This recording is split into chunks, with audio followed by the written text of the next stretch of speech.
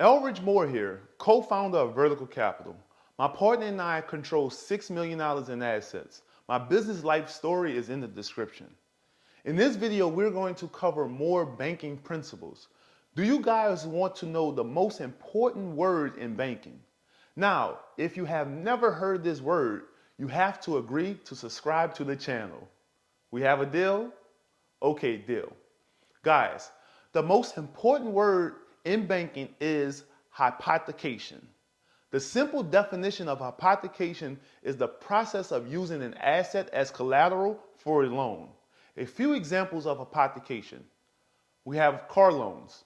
The borrower uses their car as collateral for the loan. If the borrower doesn't repay the loan, the lender can repossess and sell the car. Business loans. A business owner uses business assets like equipment or machinery as collateral for a loan. This allows the business to continue operating while providing security for the lender. Then we have investment property. An investor uses an investment property as collateral for a mortgage. The investor can continue to collect rent from the property, but if they default on the loan, the lender can then foreclose and take ownership of the property. And last, we have margin loans. An investor uses their stocks or index funds as collateral for margin loans from a broker. The broker can sell the shares if the investor doesn't meet the margin requirements. These are all examples of hypothecation. Now, if you haven't subscribed yet, I have a second word. The second word banks love just as much as hypothecation, rehypothecation. Rehypothecation is the practice where banks, brokers, or individuals use collateral that they do not own to help finance assets.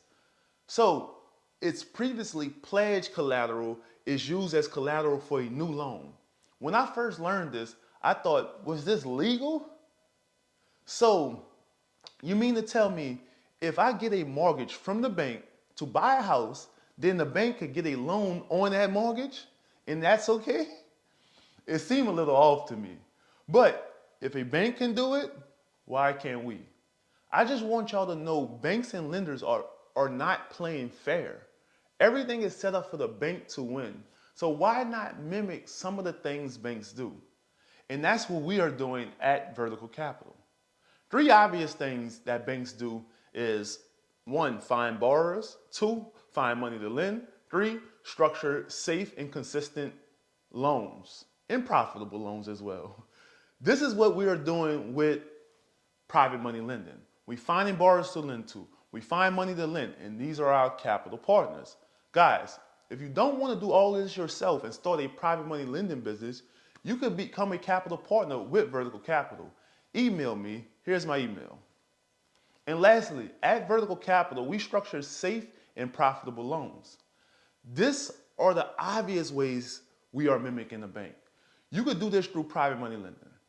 The not so obvious things that banks do is what is happening behind the scenes. I do have a video called How Are We Going to Yield Stack Our Way to a $10 million private money lending portfolio that explains what happens behind the scenes. One of the things I mentioned in that video is where the money resides. Where the money resides. Banks' money resides in a vault, which is the Federal Reserves. And while their money is sitting inside the Federal Reserve, it's collecting interest. At Vertical Capital, we also mimic the bank vault as well. So go check out that video where I reveal our vault. Guys, if you mimic the banking principles, success is inevitable because the bank plays by a different set of rules. Everything is designed for the bank to win. The good thing is everybody can mimic the bank. You don't have to start a full-blown private money lending company to mimic the bank. You just have to follow a simple formula that utilizes banking principles. Following this simple formula got my brother Russell to $47,000 in 10 months, Will to $28,000 in 8 months, and my good friend Keith, $29,000 in 6 months. If you want to learn any of this, join our community. The link is in the description.